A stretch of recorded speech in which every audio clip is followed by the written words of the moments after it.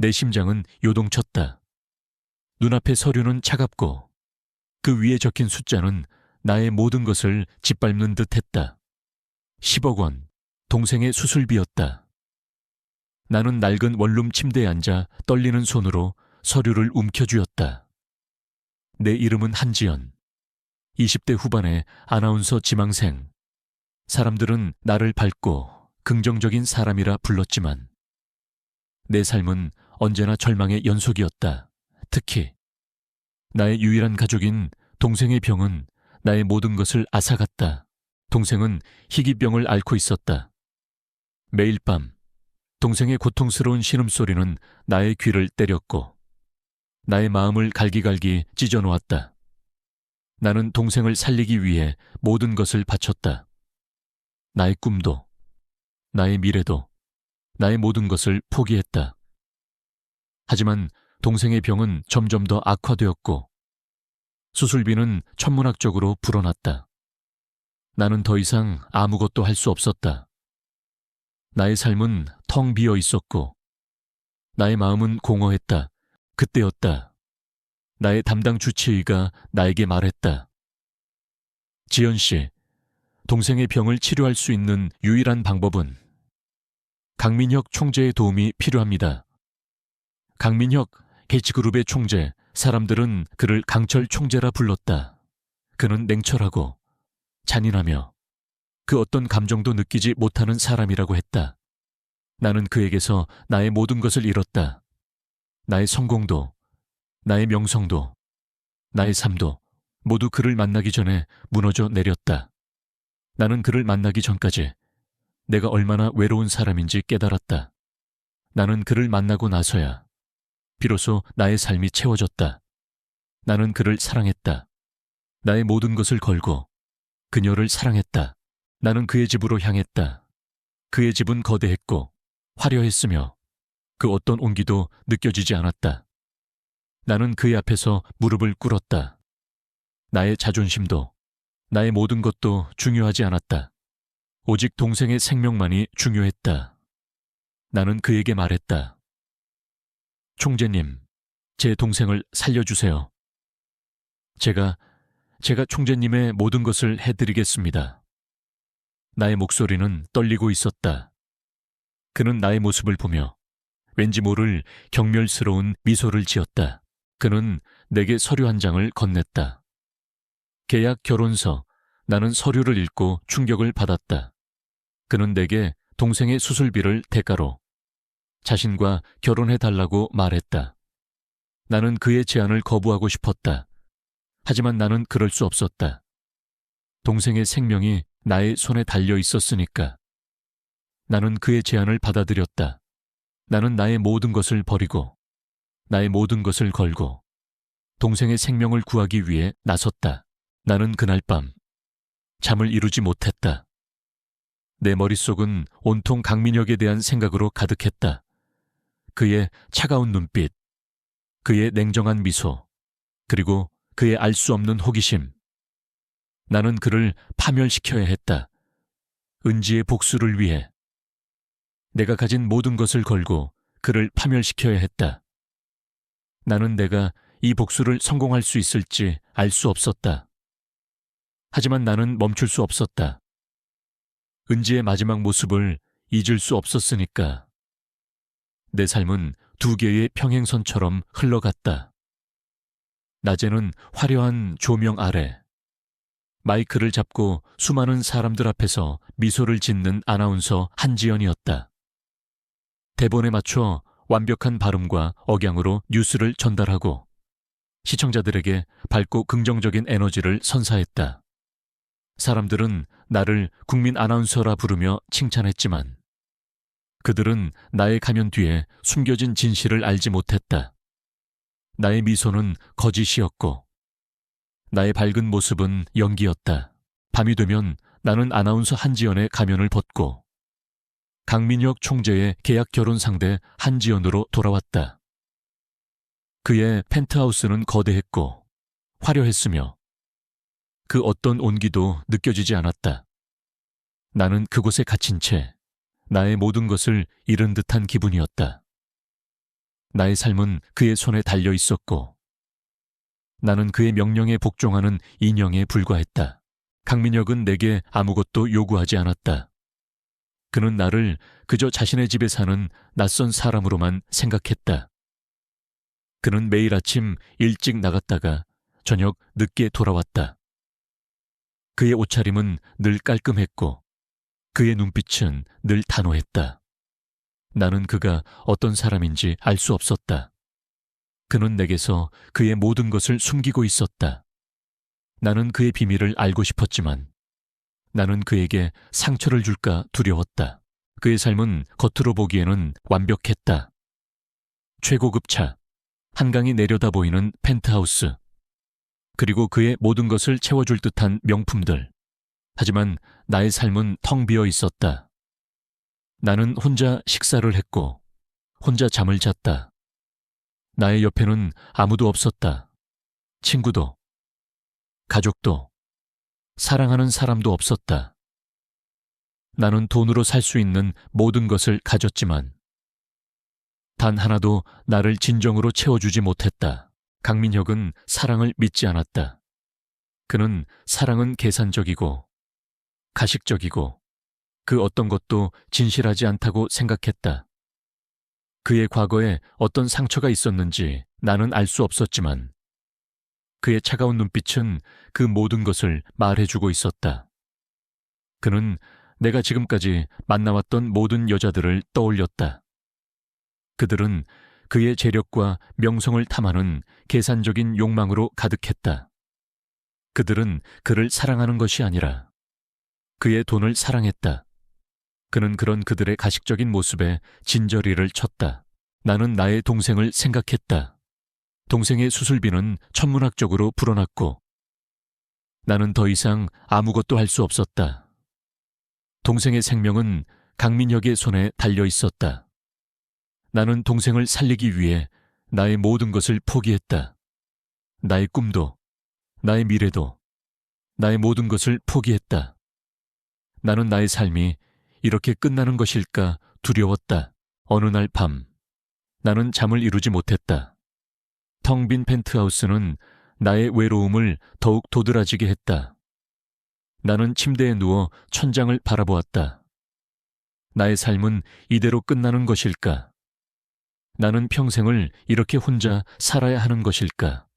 나의 마음은 불안감으로 가득했다. 나는 나의 삶에 변화가 필요하다는 것을 깨달았다. 하지만 나는 무엇을 해야 할지 알 수 없었다. 나는 그저 이 모든 것이 끝나기를 바랐다. 강민혁 총재의 펜트하우스는 거대했지만 그곳에는 온기가 없었다. 모든 것이 완벽하게 정돈되어 있었고 최고급 가구와 예술 작품들이 가득했지만 그곳에는 삶의 흔적이 느껴지지 않았다. 나는 그곳에 갇힌 채 나의 모든 것을 잃은 듯한 기분이었다. 나의 삶은 그의 손에 달려 있었고 나는 그의 명령에 복종하는 인형에 불과했다. 처음 며칠 동안 우리는 거의 대화를 나누지 않았다. 그는 아침 일찍 나갔다가 밤늦게 돌아왔고 나는 그의 그림자처럼 집안에 머물렀다. 우리는 함께 식사를 했지만 식탁에는 침묵만이 흘렀다. 그는 나를 그저 계약 결혼 상대, 동생의 수술비를 대가로 얻은 상품으로만 여기는 듯했다. 그의 눈빛은 늘 차가웠고 그 안에는 그 어떤 감정도 느껴지지 않았다. 나는 나의 방에서 동생의 사진을 보며 울었다. 동생은 나의 유일한 희망이자 존재 이유였다. 나는 동생을 살리기 위해 나의 모든 것을 포기했다. 나의 꿈도, 나의 미래도, 나의 모든 것을 포기했다. 나는 나의 삶이 이렇게 끝나는 것일까 두려웠다. 어느 날이었다. 나는 거실에서 시들어가고 있는 작은 화분을 보았다. 잎사귀는 누렇게 변해 있었고 꽃은 고개를 숙이고 있었다. 나는 그 화분을 보며 왠지 모를 동질감을 느꼈다. 나처럼 이 화분도 생기를 잃어가고 있었다. 나는 화분을 들고 발코니로 나갔다. 흙을 갈아주고 물을 주었다. 시들었던 잎사귀는 조금씩 생기를 되찾았고 고개를 숙였던 꽃은 다시 피어날 준비를 하는 듯했다. 그날 밤 강민혁은 평소보다 일찍 퇴근했다. 그는 발코니에 놓인 화분을 보더니 왠지 모를 표정을 지었다. 이 화분 원래 이렇게 생기가 없었는데 그의 목소리는 차분했지만 그 안에는 왠지 모를 호기심이 담겨 있었다. 나는 그에게 말했다. 시들어가고 있었어요. 그래서 물을 주고 흙을 갈아주었어요. 나의 말에 그는 아무 말도 하지 않았다. 그는 그저 화분을 물끄러미 바라볼 뿐이었다. 다음 날부터 나는 매일 아침 화분을 돌보았다. 시들었던 화분은 조금씩 생기를 되찾았고 꽃은 다시 피어났다. 강민혁은 매일 아침 화분을 확인했다. 그의 눈빛은 여전히 차가웠지만 그 안에는 왠지 모를 변화가 느껴졌다. 그는 내게 말했다. 당신은 식물을 잘 키우는군요. 그의 말에 나는 희미하게 미소를 지었다. 나는 나의 삶을 변화시키기 시작했다. 나는 더 이상 무기력하게 하루하루를 보내지 않았다. 나는 그의 집을 청소하고 그의 옷을 다리고 그의 저녁 식사를 준비했다. 나는 그를 위해 무언가를 해주는 것이 행복했다. 나는 그를 통해 사랑을 주는 기쁨을 배웠다. 나의 삶은 더 이상 텅 비어 있지 않았다. 나의 하루하루는 그를 향한 사랑으로 가득 채워져 있었다. 나는 그에게서 많은 것을 배웠다. 그는 내가 지금까지 만나왔던 어떤 사람보다도 순수하고 진실한 사람이었다. 그는 나의 재력이나 명성에 관심이 없었다. 그는 그저 나를 한 사람으로 보았다. 나는 그의 그런 순수한 눈빛에서 내가 지금까지 만나왔던 모든 사람들에게서 보지 못했던 진심을 발견했다. 어느 날 저녁 나는 그의 비서에게서 전화 한 통을 받았다. 총재님께서 오늘 저녁 식사를 함께하고 싶어 하십니다. 나는 그의 비서의 말을 듣고 놀랐다. 그는 내게 아무것도 요구하지 않았다. 그는 그저 나의 존재 자체를 소중히 여겨주었다. 그의 그런 순수한 모습은 내가 지금까지 만나왔던 모든 사람들에게서 보지 못했던 진심이었다. 나는 그의 집으로 향했다. 그는 식탁에 앉아 나를 기다리고 있었다. 그의 얼굴은 여전히 차가웠지만 그의 눈빛은 왠지 모르게 따뜻해 보였다. 그는 내게 말했다. 앉으세요. 그의 말에 나는 그의 옆에 앉았다. 우리는 함께 식사를 했다. 식탁에는 침묵만이 흘렀지만 그 침묵은 어색하지 않았다. 오히려 편안하고 따뜻했다. 나는 그의 옆에서 왠지 모를 안정감을 느꼈다. 나는 그를 믿었다. 그는 나를 그 지긋지긋한 감옥에서 꺼내줄 유일한 탈출구였다. 강민혁 총재의 펜트하우스는 여전히 차갑고 완벽했지만 그 안에서 나는 미묘한 변화를 감지했다. 화분은 이제 완전히 생기를 되찾아 푸른 잎사귀와 화사한 꽃잎을 자랑했다. 강민혁은 매일 아침 출근 전 그리고 저녁 퇴근 후 그 화분을 물끄러미 바라보았다. 그의 차가운 눈빛 속에서 왠지 모를 만족감과 함께 아주 희미한 온기가 느껴졌다. 그는 더 이상 나를 그저 계약 결혼 상대나 상품으로만 여기는 것 같지 않았다. 나는 그의 변화를 감지했다. 그는 더 이상 식사 시간에 침묵하지 않았다. 오늘 방송은 괜찮았습니까? 그의 질문은 어색했지만 그 안에는 진심 어린 관심이 담겨 있었다. 나는 그의 질문에 놀랐지만 이내 미소를 지으며 대답했다. 네, 총재님 덕분에요. 나의 말에 그는 희미하게 미소를 지었다. 그의 미소는 차가웠지만 그 안에는 왠지 모를 따뜻함이 느껴졌다. 나는 그를 관찰하기 시작했다.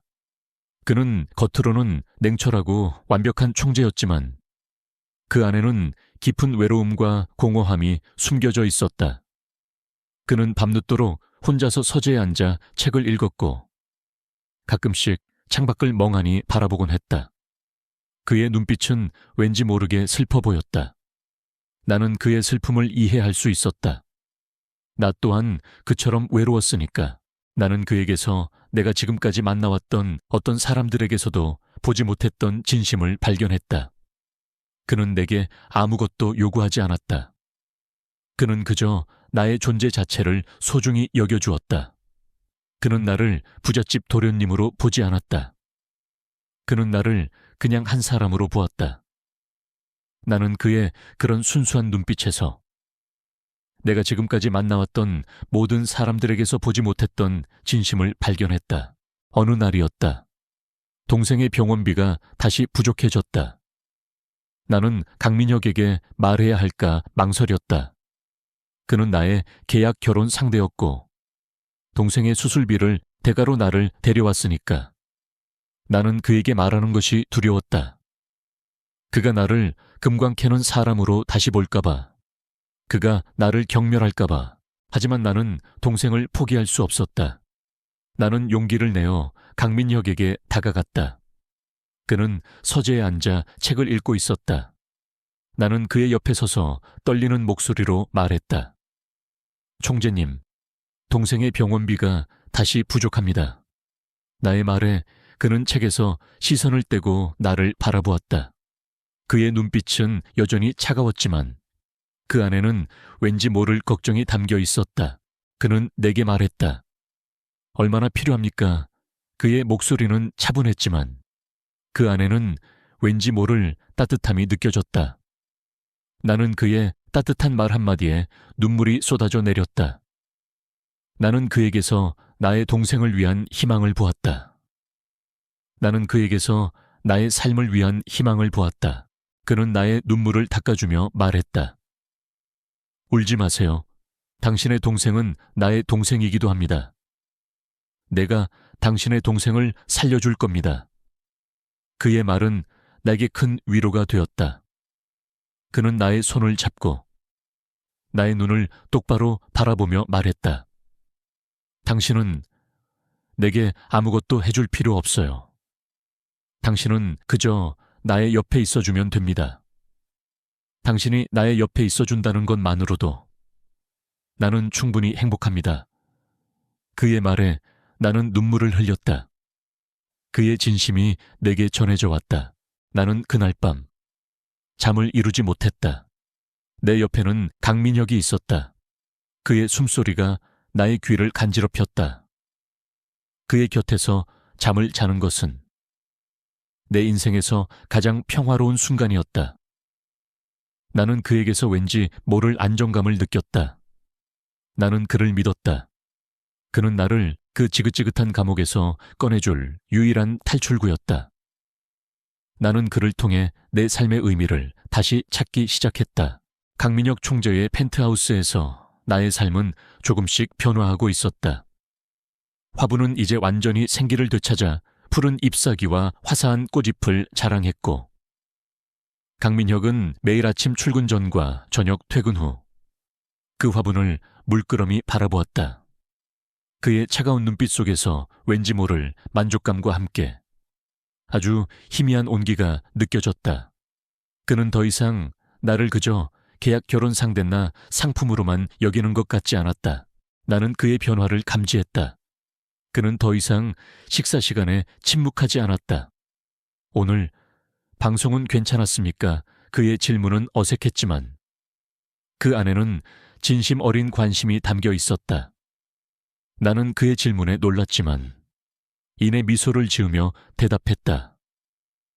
네, 총재님 덕분에요. 나의 말에 그는 희미하게 미소를 지었다. 그의 미소는 차가웠지만 그 안에는 왠지 모를 따뜻함이 느껴졌다. 나는 그를 관찰하기 시작했다. 그는 겉으로는 냉철하고 완벽한 총재였지만 그 안에는 깊은 외로움과 공허함이 숨겨져 있었다. 그는 밤늦도록 혼자서 서재에 앉아 책을 읽었고 가끔씩 창밖을 멍하니 바라보곤 했다. 그의 눈빛은 왠지 모르게 슬퍼 보였다. 나는 그의 슬픔을 이해할 수 있었다. 나 또한 그처럼 외로웠으니까 나는 그에게서 내가 지금까지 만나왔던 어떤 사람들에게서도 보지 못했던 진심을 발견했다. 그는 내게 아무것도 요구하지 않았다. 그는 그저 나의 존재 자체를 소중히 여겨주었다. 그는 나를 부잣집 도련님으로 보지 않았다. 그는 나를 그냥 한 사람으로 보았다. 나는 그의 그런 순수한 눈빛에서 내가 지금까지 만나왔던 모든 사람들에게서 보지 못했던 진심을 발견했다. 어느 날이었다. 동생의 병원비가 다시 부족해졌다. 나는 강민혁에게 말해야 할까 망설였다. 그는 나의 계약 결혼 상대였고 동생의 수술비를 대가로 나를 데려왔으니까 나는 그에게 말하는 것이 두려웠다. 그가 나를 금광 캐는 사람으로 다시 볼까봐. 그가 나를 경멸할까봐. 하지만 나는 동생을 포기할 수 없었다. 나는 용기를 내어 강민혁에게 다가갔다. 그는 서재에 앉아 책을 읽고 있었다. 나는 그의 옆에 서서 떨리는 목소리로 말했다. 총재님, 동생의 병원비가 다시 부족합니다. 나의 말에 그는 책에서 시선을 떼고 나를 바라보았다. 그의 눈빛은 여전히 차가웠지만 그 안에는 왠지 모를 걱정이 담겨 있었다. 그는 내게 말했다. 얼마나 필요합니까? 그의 목소리는 차분했지만 그 안에는 왠지 모를 따뜻함이 느껴졌다. 나는 그의 따뜻한 말 한마디에 눈물이 쏟아져 내렸다. 나는 그에게서 나의 동생을 위한 희망을 보았다. 나는 그에게서 나의 삶을 위한 희망을 보았다. 그는 나의 눈물을 닦아주며 말했다. 울지 마세요. 당신의 동생은 나의 동생이기도 합니다. 내가 당신의 동생을 살려줄 겁니다. 그의 말은 내게 큰 위로가 되었다. 그는 나의 손을 잡고 나의 눈을 똑바로 바라보며 말했다. 당신은 내게 아무것도 해줄 필요 없어요. 당신은 그저 나의 옆에 있어주면 됩니다. 당신이 나의 옆에 있어준다는 것만으로도 나는 충분히 행복합니다. 그의 말에 나는 눈물을 흘렸다. 그의 진심이 내게 전해져 왔다. 나는 그날 밤 잠을 이루지 못했다. 내 옆에는 강민혁이 있었다. 그의 숨소리가 나의 귀를 간지럽혔다. 그의 곁에서 잠을 자는 것은 내 인생에서 가장 평화로운 순간이었다. 나는 그에게서 왠지 모를 안정감을 느꼈다. 나는 그를 믿었다. 그는 나를 그 지긋지긋한 감옥에서 꺼내줄 유일한 탈출구였다. 나는 그를 통해 내 삶의 의미를 다시 찾기 시작했다. 강민혁 총재의 펜트하우스에서 나의 삶은 더 이상 차갑고 무미건조하지 않았다. 그의 존재는 나의 삶에 따뜻한 온기를 불어넣어 주었고 나는 그 온기 속에서 나의 모든 것을 치유하고 있었다. 그는 더 이상 나를 그저 계약 결혼 상대나 상품으로만 여기지 않았다. 그의 눈빛에는 나를 향한 깊은 관심과 함께 왠지 모를 애틋함이 담겨 있었다. 우리는 이제 매일 밤 함께 저녁 식사를 했다. 식탁에는 침묵만이 흘렀지만 그 침묵은 어색하지 않았다. 오히려 편안하고 따뜻했다. 그는 내가 좋아하는 음식들을 기억해 두었다가 다음 날 저녁 식사로 준비해 주었다. 나는 그의 따뜻한 배려에 감동했다. 그는 나의 작은 취향 하나하나까지 기억해 주는 사람이었다. 어느 날 저녁, 나는 동생의 병원 진료 기록을 보다가 눈물을 흘렸다. 동생의 병은 여전히 위태로웠고 나는 동생의 미래를 생각하면 불안했다. 그때 강민혁이 나의 옆에 앉아 나의 눈물을 닦아주었다. 울지 마세요. 당신의 동생은 나의 동생이기도 합니다. 내가 당신의 동생을 살려줄 겁니다. 그의 말은 내게 큰 위로가 되었다. 그는 나의 손을 잡고 나의 눈을 똑바로 바라보며 말했다. 당신은 내게 아무것도 해줄 필요 없어요. 당신은 그저 나의 옆에 있어주면 됩니다. 당신이 나의 옆에 있어준다는 것만으로도 나는 충분히 행복합니다. 그의 말에 나는 눈물을 흘렸다. 그의 진심이 내게 전해져 왔다. 나는 그날 밤 잠을 이루지 못했다. 내 옆에는 강민혁이 있었다. 그의 숨소리가 나의 귀를 간지럽혔다. 그의 곁에서 잠을 자는 것은 내 인생에서 가장 평화로운 순간이었다. 나는 그에게서 왠지 모를 안정감을 느꼈다. 나는 그를 믿었다. 그는 나를 그 지긋지긋한 감옥에서 꺼내줄 유일한 탈출구였다. 나는 그를 통해 내 삶의 의미를 다시 찾기 시작했다. 강민혁은 내게서 나의 모든 것을 앗아갔다. 나의 성공도, 나의 명성도, 나의 삶도 모두 그를 만나기 전에 무너져 내렸다. 나는 그를 만나기 전까지 내가 얼마나 외로운 사람인지 깨달았다. 나는 그를 만나고 나서야 비로소 나의 삶이 채워졌다. 나는 그를 사랑했다. 나의 모든 것을 걸고 그를 사랑했다. 나는 그에게서 사랑을 배우기 시작했다. 사랑은 화려한 보석이나 값비싼 선물로 증명되는 것이 아니었다. 사랑은 따뜻한 말 한마디, 따뜻한 손길, 그리고 서로를 믿어주는 마음이었다. 나는 그를 통해 내 삶의 의미를 다시 찾기 시작했다. 그는 나의 구원자였다. 나는 그를 통해 내 삶의 주인공이 되었다. 동생의 병세는 강민혁의 적극적인 지원 덕분에 호전되기 시작했다. 그는 세계 최고의 의료진을 동원했고 동생에게 필요한 모든 치료를 아낌없이 지원했다. 동생의 얼굴에는 다시 미소가 번졌고 나는 그런 동생의 모습을 보며 강민혁에게 진심으로 감사했다. 그는 나의 동생에게 새로운 삶을 선물해 주었다. 강민혁은 내게 말했다. 지연 씨, 당신은 내가 지금까지 만나왔던 어떤 여자보다도 진실한 것 같아요. 그의 말에 나는 왠지 모를 죄책감을 느꼈다. 나는 그에게 거짓말을 하고 있었다. 나는 그에게 나의 모든 것을 속이고 있었다. 나는 그를 파멸시켜야 했지만 동시에 그에게서 왠지 모를 따뜻함을 느꼈다. 나는 그의 품에 안겨 어린아이처럼 울었다. 나의 눈물은 슬픔의 눈물이 아니라 행복의 눈물이었다. 우리는 그렇게 서로의 품에 안겨 밤을 보냈다. 나의 얼어붙은 심장은 그녀의 따뜻한 손길에 의해 완전히 녹아내리고 있었다. 우리의 행복은 영원할 줄 알았다. 나는 강민혁과 함께하는 일상이 나의 삶의 전부가 되었다. 하지만 나의 행복은 누군가의 시기심과 질투를 불러 일으켰고 결국 나의 삶은 다시 한번 위태로워졌다. 그날 저녁 나는 강민혁과 함께 저녁 식사를 준비하고 있었다. 그때였다. 초인종 소리가 요란하게 울렸다. 나는 문을 열었다. 문 밖에는 강민혁의 부모님과 그의 누나가 서 있었다. 그들의 얼굴은 분노로 일그러져 있었고 그들의 눈빛은 나를 향한 경멸로 가득했다. 그들은 나의 존재를 알고 찾아온 것이다. 강민혁의 어머니는 나를 위아래로 훑어보며 경멸스러운 눈빛을 보냈다. 네가 우리 민혁이 옆에 서 있을 만한 자격이 된다고 생각해. 너 같은 게 우리 민혁이 옆에 서 있을 자격이 된다고 생각해.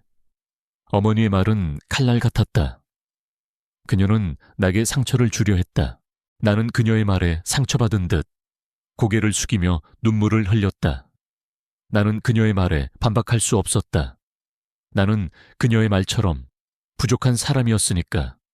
나는 그녀의 말처럼 강민혁 옆에 서 있을 자격이 없는 한없이 초라하고 불쌍한 존재였으니까. 나의 과거의 상처가 되살아나는 것을 느꼈다. 동생을 살리기 위해 나의 모든 것을 포기했던 나의 모습. 세상의 비난과 조롱을 견뎌야 했던 나의 모습이 되살아났다. 하지만 강민혁은 달랐다. 그는 나의 옆에 서서 나의 손을 잡았다. 그의 손은 따뜻했고 그의 눈빛은 나를 향한 사랑으로 가득했다. 그는 어머니에게 말했다.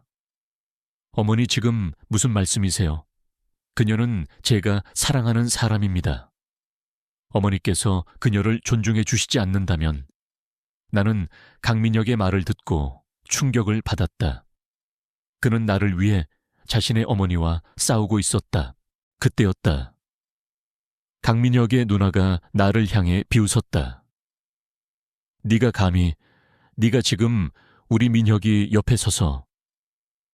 사랑, 너 같은 게 우리 민혁이에게 무슨 도움이 되겠어? 너는 그저 우리 민혁이의 명성을 더럽히는 불청객일 뿐이야. 그녀의 말은 나에게 깊은 상처를 주었다.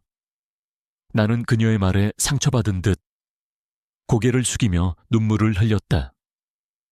나는 그녀의 말에 반박할 수 없었다. 나는 그녀의 말처럼 부족한 사람이었으니까. 하지만 강민혁은 나의 누나의 말을 듣고 분노했다. 누나, 지금 무슨 말이야? 그녀는 제가 사랑하는 사람입니다. 누나가 그녀를 존중해 주시지 않는다면 나는 강민혁의 말을 자르고 말했다.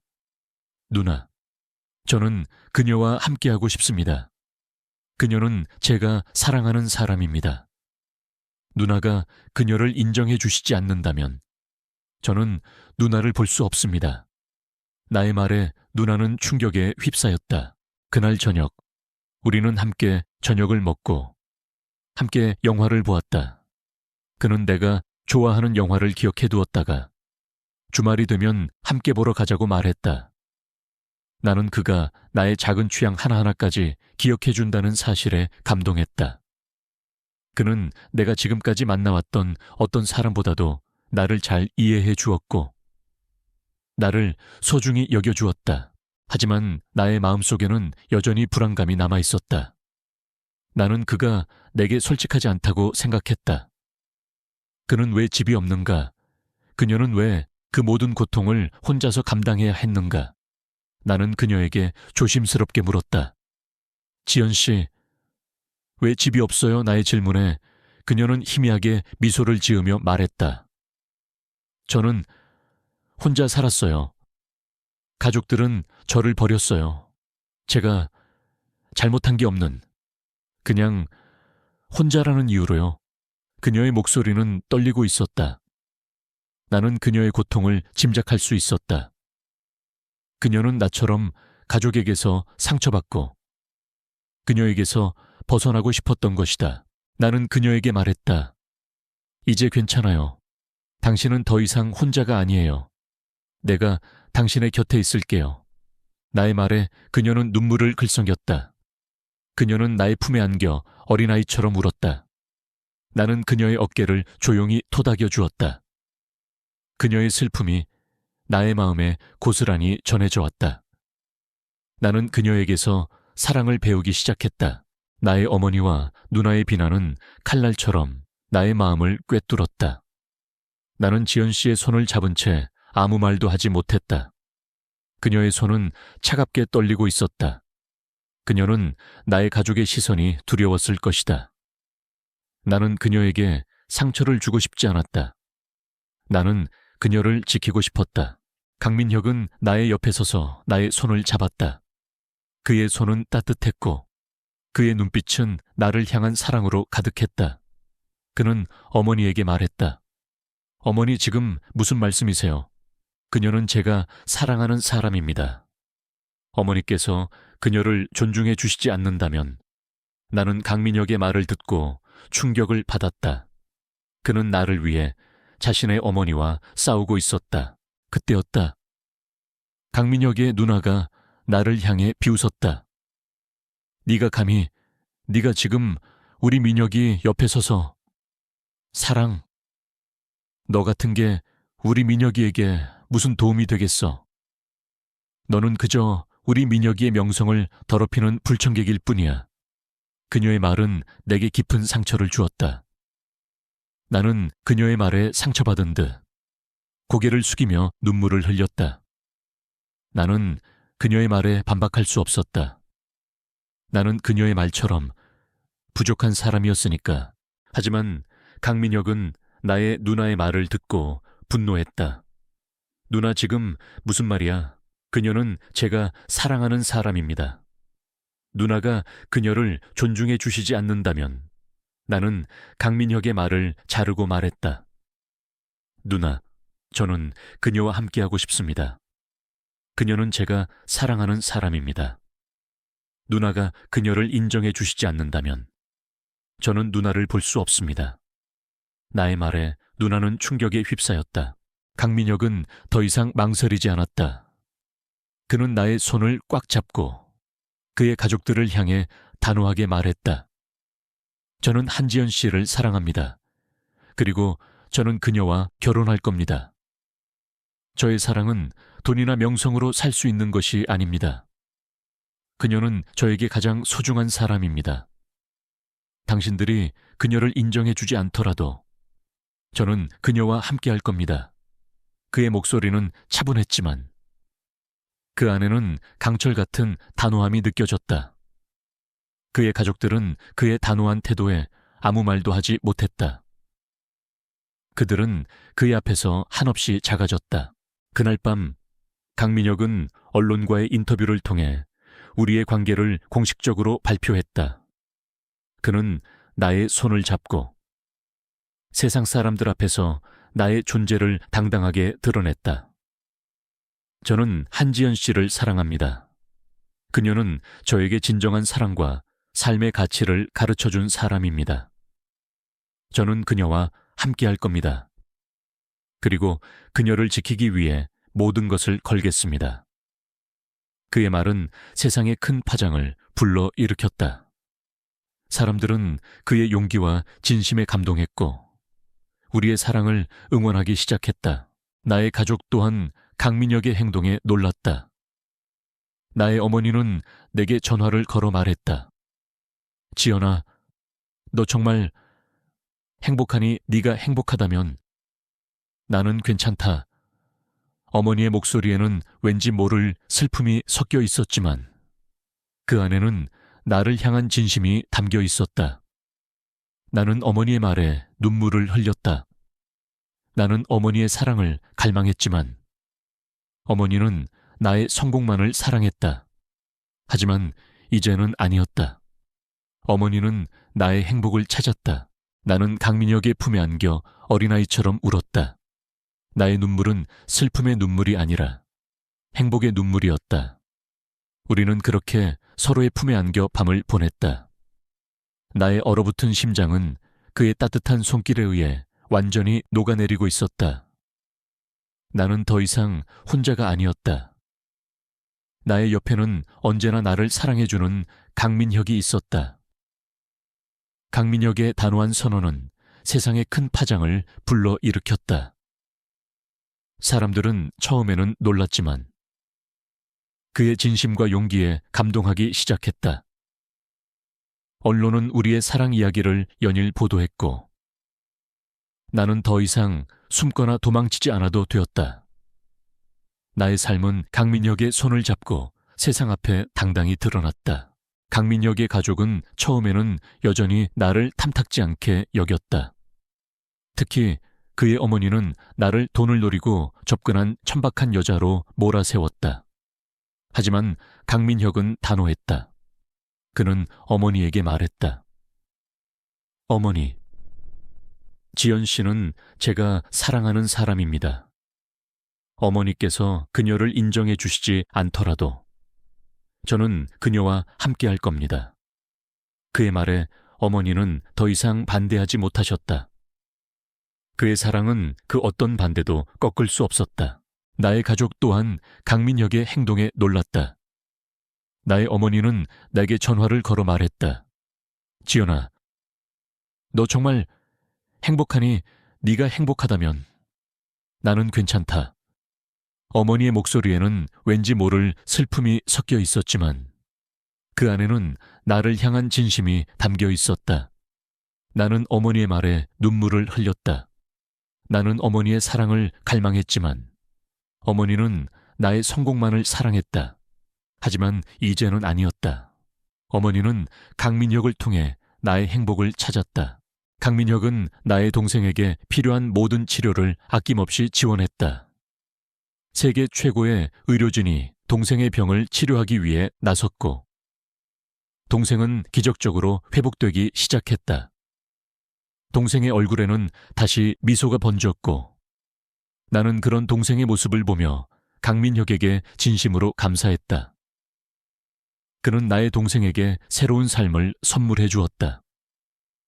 나의 마음속 깊이 박혀 있던 죄책감과 슬픔은 동생의 회복과 함께 조금씩 치유되었다. 나는 강민혁을 만나고 나서야 그동안 자신이 얼마나 외로운 사람이었는지 깨달았다고 했다. 지연 씨, 나는 성공이라는 가면 뒤에 숨어 사람들의 진심을 믿지 못하고 모든 것을 경멸하며 살았어요. 하지만 당신을 만나고 나서야 비로소 제가 얼마나 잘못된 삶을 살았는지 깨달았어요. 당신은 나의 구원자예요. 그의 말에 나는 가슴이 뭉클해졌다. 나는 그녀를 안아주었다. 그녀의 품은 따뜻했고 그녀의 사랑은 진심이었다. 우리의 삶은 그렇게 서로에게 구원이 되었다. 나는 동생의 병원비 때문에 나의 모든 것을 포기해야 했던 과거의 상처를 치유받았고, 강민혁은 그의 차가운 성공 뒤에 숨겨진 공허함을 채워주었다. 우리는 서로를 보듬고 서로를 채워주며 새로운 삶을 시작했다. 우리는 더 이상 혼자가 아니었다. 우리에게는 서로가 있었고, 우리의 사랑은 그 어떤 시련 앞에서도 흔들리지 않는 단단한 바위처럼 굳건해졌다. 나는 아나운서로서의 삶을 계속했다. 이제 나의 미소는 더 이상 거짓이 아니었다. 나의 목소리에는 진심이 담겼고, 나의 방송은 사람들에게 희망과 위로를 주었다. 나는 강민혁의 아내로서, 그리고 한지연으로서 나의 삶을 당당하게 살아갔다. 나의 삶은 그를 통해 비로소 완성되었다. 내 삶은 한 폭의 그림처럼 변해 있었다. 차갑고 어두웠던 색채는 이제 따뜻하고 부드러운 색감으로 채워졌다. 나는 더 이상 성공이라는 이름의 껍데기만 좇지 않았다. 나의 삶의 중심에는 강민혁이 있었고, 그와의 일상은 나의 모든 것이 되었다. 나는 그를 만난 이후 비로소 살아있음을 느꼈다. 우리는 우리의 사랑을 세상에 공개한 후에도 화려한 삶을 선택하지 않았다. 우리는 강민혁이 살던 펜트하우스에서 계속 함께 살았지만 그곳은 더 이상 차갑고 공허한 공간이 아니었다. 우리의 웃음소리, 따뜻한 대화, 그리고 동생의 활기찬 목소리로 가득 찬 진정한 집이 되었다. 강민혁은 더 이상 냉철하고 고독한 총재가 아니었다. 그는 매일 아침 내게 따뜻한 커피를 내려주었고, 내가 좋아하는 아침 식사를 준비해 주었다. 그의 손길은 섬세했고 그의 눈빛은 다정했다. 나는 아나운서로서의 삶을 계속했다. 이제 나의 미소는 더 이상 거짓이 아니었다. 나의 목소리에는 진심이 담겼고, 나의 방송은 사람들에게 희망과 위로를 주었다. 나는 강민혁의 아내로서, 그리고 한지연으로서 나의 삶을 당당하게 살아갔다. 나의 삶은 그를 통해 비로소 완성되었다. 어느 날 저녁, 우리는 함께 거실 소파에 앉아 조용히 이야기를 나누었다. 창밖으로는 도시의 불빛이 아름답게 반짝였다. 강민혁은 내 어깨에 기대어 말했다. 지연 씨, 정말 꿈 같아요. 지연 씨를 만나기 전까지는 이런 평범한 행복이 나에게 찾아올 거라고는 상상도 못했어요. 그의 목소리에는 행복과 함께 벅차오르는 감정이 섞여 있었다. 나는 그의 어깨를 감싸 안으며 대답했다. 나도 마찬가지예요. 민혁 씨, 당신을 만나고 나서야 비로소 내 삶이 채워졌어요. 당신은 나를 구원해준 사람이에요. 우리는 더 이상 과거의 상처에 갇히지 않았다. 나의 동생은 완전히 회복되어 자신의 꿈을 향해 나아가고 있었고, 나의 가족 또한 강민혁을 진심으로 받아들였다. 강민혁의 가족 역시 우리의 사랑을 인정하고 축복해 주었다. 우리는 서로를 보듬고 서로를 채워주며 새로운 삶을 시작했다. 우리는 더 이상 혼자가 아니었다. 우리에게는 서로가 있었고, 우리의 사랑은 그 어떤 시련 앞에서도 흔들리지 않는 단단한 바위처럼 굳건해졌다. 나는 강민혁을 만나 비로소 진정한 행복이 무엇인지 배웠다. 그것은 화려한 명성이나 막대한 부가 아니라 사랑하는 사람과 함께하는 소박하고 진실한 일상이었다. 나는 그를 통해 나 자신을 용서하고 사랑하는 법을 배웠다. 그리고 나는 그를 통해 세상의 모든 위선과 가식 속에서도 진심을 잃지 않는 법을 배웠다. 우리의 삶은 그렇게 서로에게 구원이 되었다.